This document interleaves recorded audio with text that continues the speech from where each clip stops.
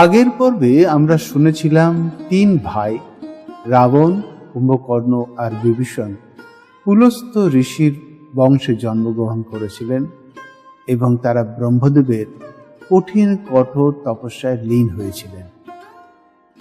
আর সেই তপস্যার ফলেই আজ ব্রহ্মাজি তাদের সামনে উপস্থিত হয়েছে।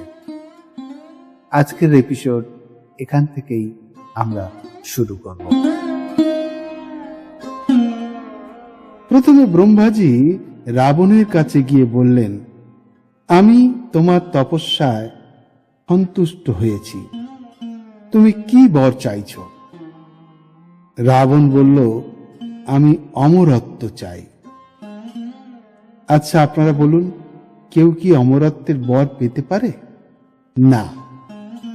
কেননা কারণ প্রত্যেক জীবকেই মরতে হয়, সেটাই প্রকৃতির নিয়ম। তখন ব্রহ্মাজি বললেন, এটা দেওয়া সম্ভব নয়, তবে তুমি এমন বর চাইতে পারো যাতে তোমাকে মারা খুব কঠিন হয়ে ওঠে। রাবণ মনে মনে ভাবল, আমি এত সুস্থ, এত শক্তিশালী যে আমায় কেউ মারতে পারবে না। আমি স্বাভাবিকভাবে মরব না।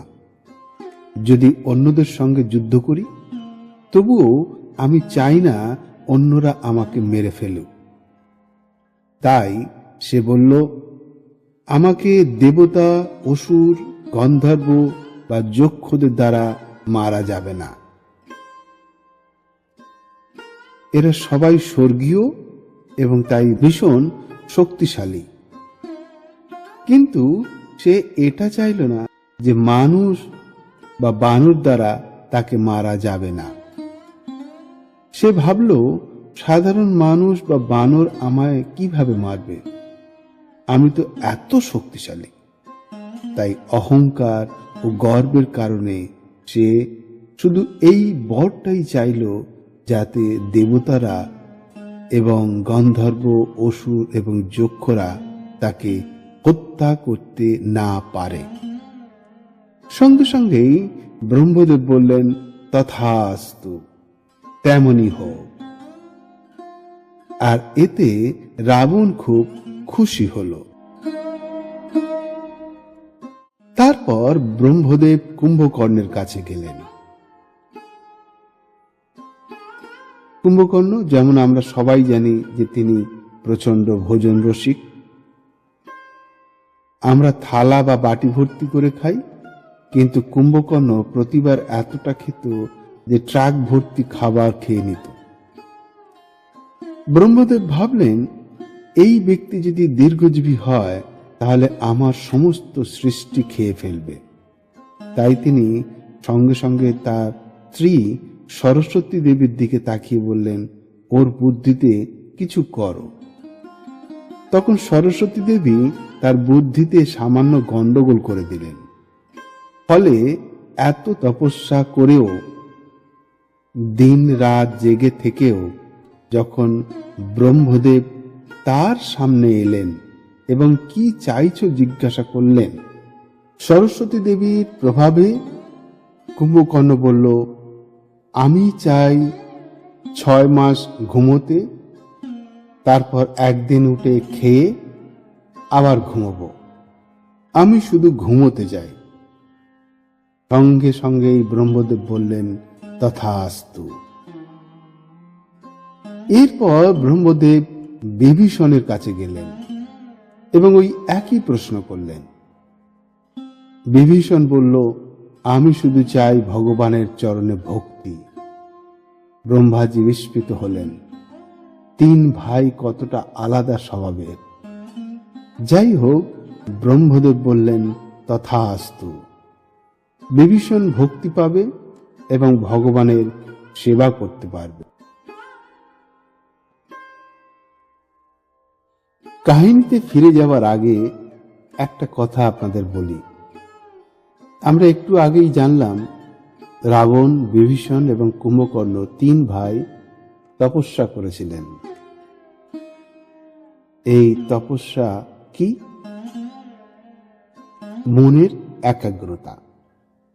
যখন মন কেবল একটি বিষয়ের উপর এমনভাবে চিন্তা করে ও মনোযোগ দেয় যে আর অন্য কোনো ভাবনা এসে তাকে বিচলিত করতে পারে না, মনে তখন শুধু সেই একটি চিন্তাই থাকে, আর কিছু নয়। মনের সমস্ত শক্তি কেন্দ্রীভূত হয় কেবল সেই একটি মাত্র ভাবনার উপর। এটা কি বলা হয়? তপস্যা।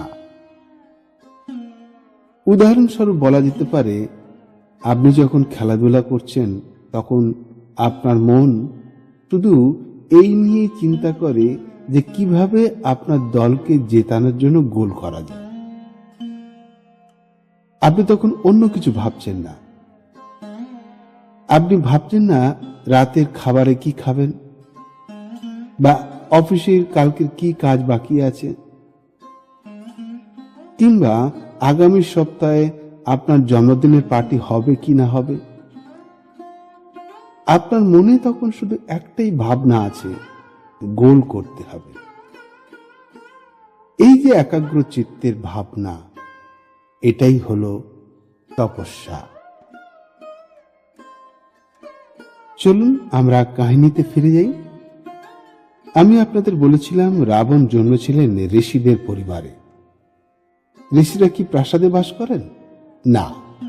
তাহলে রাবণ কিভাবে লঙ্কার রাজা হলো বলতে পারবেন? আচ্ছা, চলুন আমরা জেনে নিই কিভাবে রাবণ লঙ্কার রাজা হলো। ব্রহ্মদেবের বর পাওয়ার পর সমগ্র পৃথিবী রাবণের শক্তি সম্পর্কে শুনল। মায়া নামে এক অসুর ছিল, সে একজন মহান স্থপতিও ছিল, লঙ্কার নির্মাতা ও মালিক ছিল সে।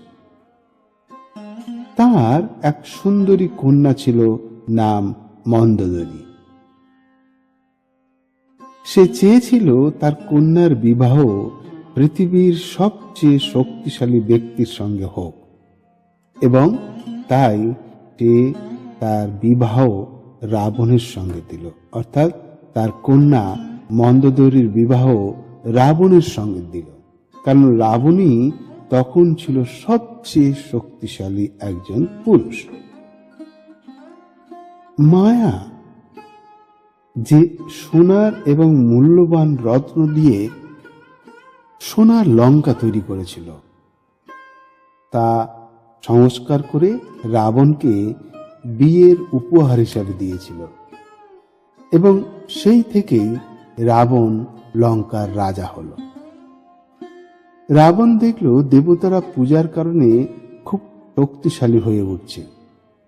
বলা হয়, যখন আমরা ভগবানের পূজা করি তখন আমরা ভগবানের শক্তি লাভ করি। আমরা যা প্রার্থনা করি তাই পাই। আপনি কি জানেন ওই একই সময়ে কি ঘটছে? আমাদের প্রার্থনার দ্বারা ভগবানও শক্তিশালী হয়ে ওঠেন। সুতরাং আমাদের প্রার্থনা শুধু আমাদের সাহায্য করছে না, এটি সেই ভগবানকেও সাহায্য করছে যাকে আমরা প্রার্থনা করছি। ব্যাপারটা নতুন এবং দারুণ না?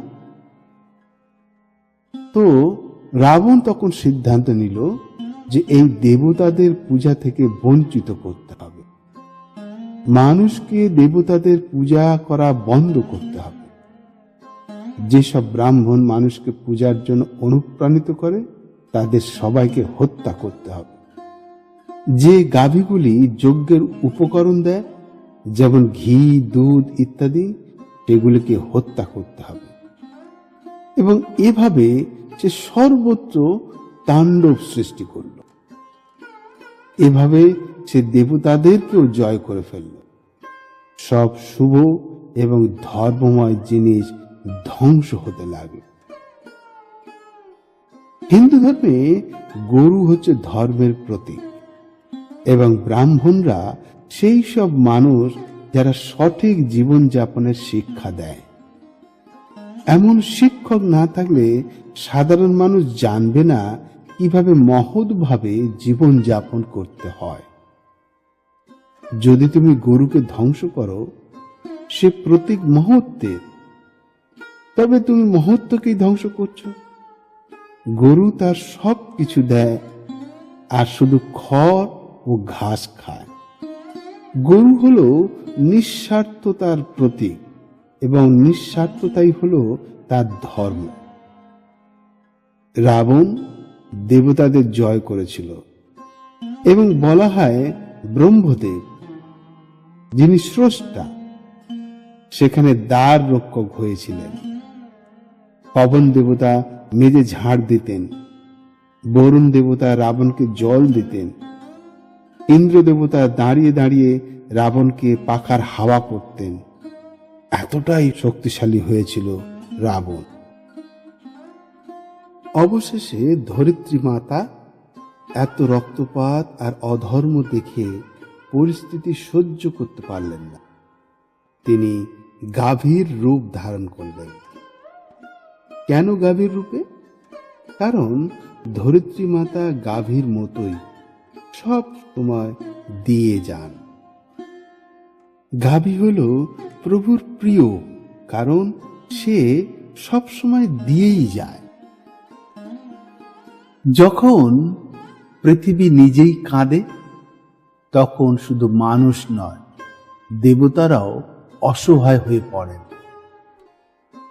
এই আরতির উত্তর কিভাবে এলো, সেই কাহিনী নিয়ে আবার আমরা মিলিত হব পরবর্তী পর্বে।